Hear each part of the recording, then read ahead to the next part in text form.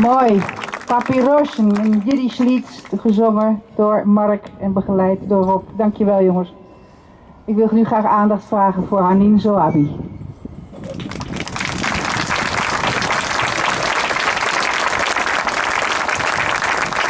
Thank you. You are so sorry that I will not speak in Dutch, and I'm so sorry that I will not speak in Arabic, so I will speak in English. I wish to thank you, all of you, for inviting me to this special ceremony in this special location. I am honored to speak in the memory of the victims of Kristallnacht and in the name of all victims of racism and persecution. I am honored to speak in the name of the Jewish resistance and in the name of all those who resist oppression during their lifetime. During Kristallnacht, thousands of businesses and hundreds of synagogues were ruined and burned by German brown shirts. Perhaps the majority of Germans didn't approve, but they kept quiet. When in Israel, 2 churches and tens of mosques are burned, and hundreds of Israeli supporters of Qatar shout death to the Arabs after each football match. When a family is burned to death, when a 15-year-old boy is burned to death, the majority keeps quiet, although they are perhaps shocked. Mr. Netanyahu and Mr. Barakat, the Jerusalem mayor, called upon civilians to carry weapons and received full support for their request from Moshe Ya'alon, the Minister of Defense, and from Yuval Diskin, the previous head of the Israeli intelligence service. When Mr. Netanyahu called the Jewish citizens to vote because, and I am quoting, the Arabs are racing to the ballot boxes. When Israel's Minister of Education, Mr. Bennett, declares, and I am quoting, that it is okay to kill Arabs, I am actually done so several times. When Mr. Lieberman says to use hatchet, the remarks indicate the central lesson from Kristallnacht has not been learned. Kristallnacht didn't suddenly fall from the sky, come out of nowhere. It was the result of a development over time, and we can see a similar development happening in Israel over the last several years. The quotes I just presented to you justify the use of violence towards Palestinians. Yet the public keeps quiet. And slowly, step by step, the general public accepts what they hear day after day. The message is internalized until it becomes an accepted norm. I would like to present to you some data of a recent research carried out by the Israel Democracy Institute's annual Democracy Index. A majority of Israel's Jewish citizens agrees to place the Arab Palestinian citizens of the state under arrest in case of war with the Arab countries. The majority of the Israeli public believes that Jewish Zionist values are more important than democratic values. 55% disagree with equality for the Palestinian citizens inside Israel. It is easy to notice the gradual descent into a deep value that reminds us of the Germany during the 1930s. The demonization of the other, the justification of the use of force and the lack of response in the face of crimes are all reminiscent of what happened in Germany. 2 weeks ago, Haptom Zarhom, Eritrean refugee, was launched by a mob in the Beersheba Central Bus Station. The general public conceived of the event as a case of mistaken identity. The mob thought he was a Palestinian, means a terrorist, and not an innocent Jew. However, what is truly shocking is that the public wasn't shocked by the act itself, but by the mistake in identifying.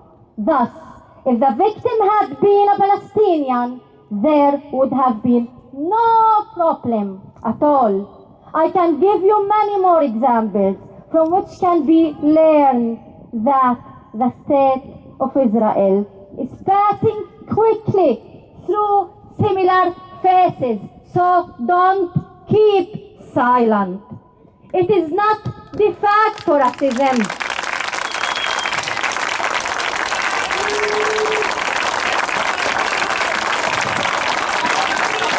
It is not de facto racism, but also de jure. What we are facing is a political culture which started with the very definition of the ideology of the state, which can be summarized in one sentence: to provide and guarantee privileges of the Jewish populations by means of 80 laws. 80 laws in Israel guarantee privileges to the Jews. Each law by itself is perhaps not so problematic. However, when one looks upon the total of these 80 laws and law amendments, one can but understand the seriousness of the situation.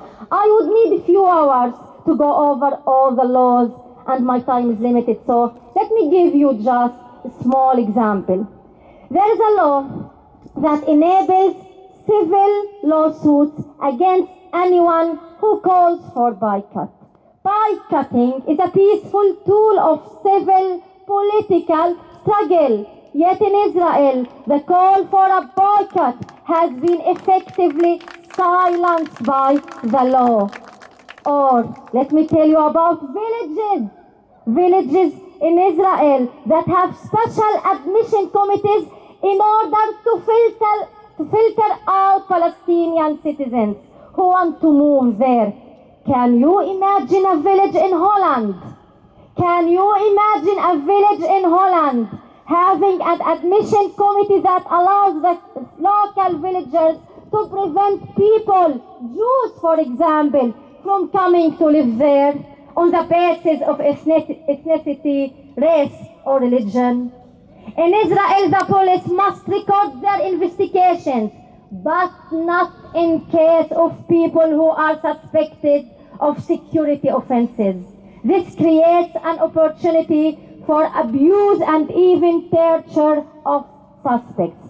And it is also legal to prevent suspects of security offenses to meet with their lawyers.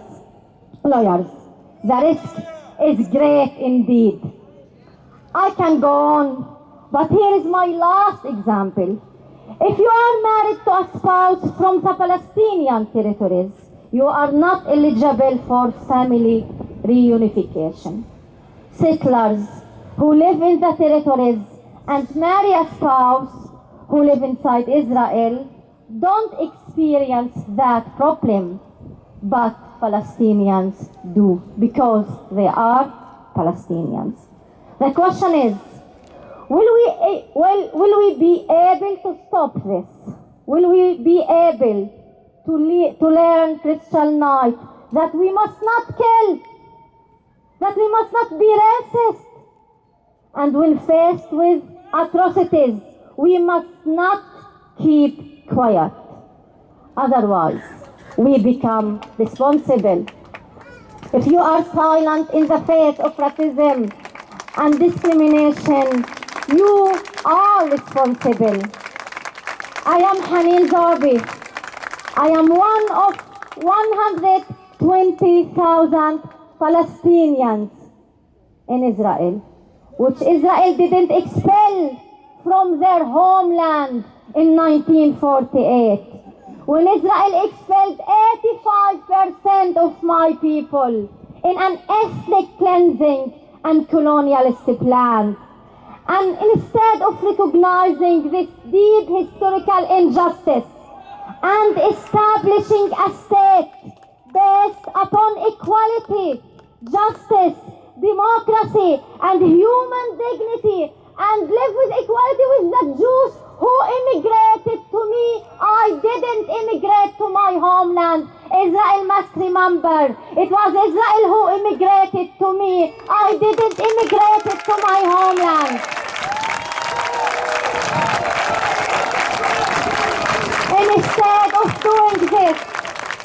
Instead of doing this, we live in a state which established itself upon the concept, and hear me, upon the concept of privileges to the Jews, reflecting a total misunderstanding of their own tragedy.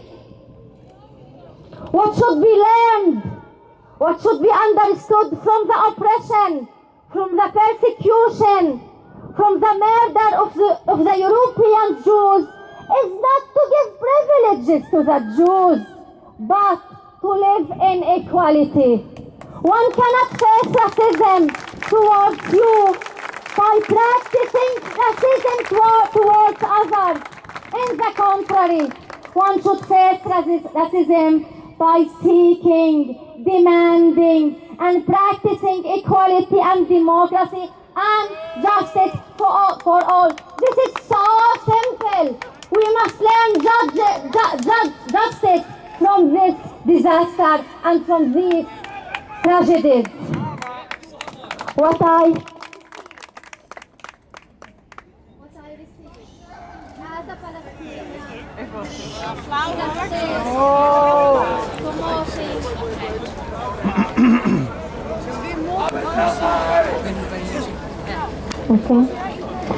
what I receive as a Palestinian is a state promoting the belief that in order to compensate the Jews, I must suffer and I must experience racism similar, and we are not comparing, and there is no human reason to compare a suffer with a suffer. It is a suffer, and that I must suffer. As a Palestinian who has nothing to do with the racism that lit the Kristallnacht, I identify with the victims.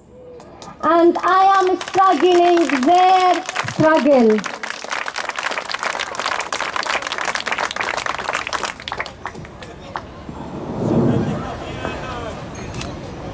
And Israel, after this de jure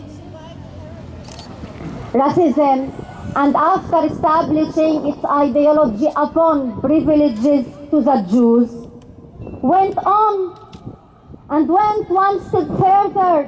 It occupied my people in '67 in the West Bank and Gaza and East Jerusalem, conducting massive crimes against humanity, war crimes, confiscating land, building settlements, exposing people to the violence of the settlers, putting my people into a siege, preventing basic human rights, dignity and freedom. During the last Gaza war, Israel has killed 2,200 Palestinians, 500 children. And the killing hasn't stopped. Each day Palestinians are killed. So, yes, and they call me terrorist. Yes, this is the truth. They are killing us and they call us terrorists. Yes, exactly, this is the reality. This is our reality. They kill us and they call us terrorists. So, and I am speaking to human beings. I am speaking to human beings. What can we do? expect for struggling within the constraints of international law? What do you expect us to do? This is the least thing we can do as a human being. What other human reaction I can practice?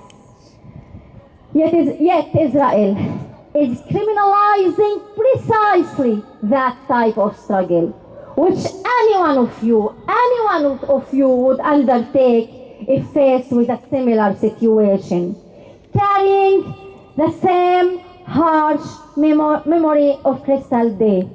We call for a popular struggle. Yes, we call for a struggle within international law, and it is not a call for violence, it's a call for freedom, it's a call for justice, not for violence.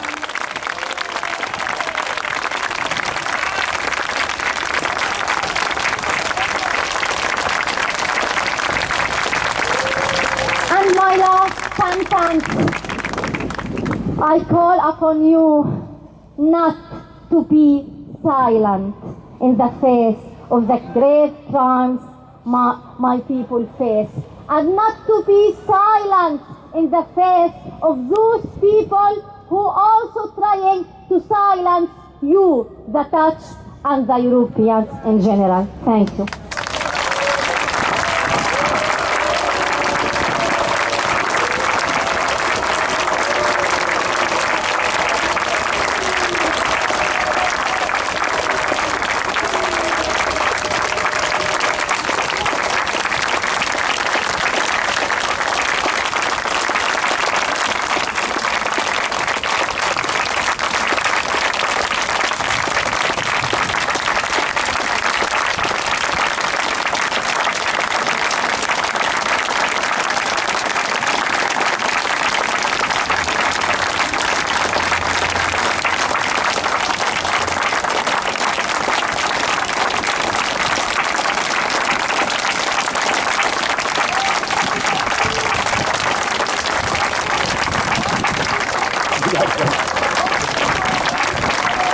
Haneen, look at all the solidarity here for all the people who are present. Thank you, thank you, thank you, thank you so much.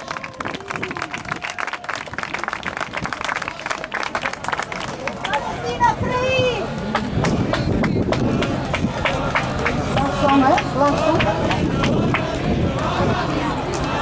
We sluiten deze bijzondere Kristallnachtherdenking af met nog één mooi lied van Rob en Mark, oftewel het duo Smit en Vlaar. Ik ga jullie nu vast bedanken voor jullie enorme solidariteit en voor jullie massale aanwezigheid. Het heeft ons allemaal heel goed gedaan en het heeft vooral onze 3 prachtige sprekers ook heel erg goed gedaan. Dank jullie wel allemaal.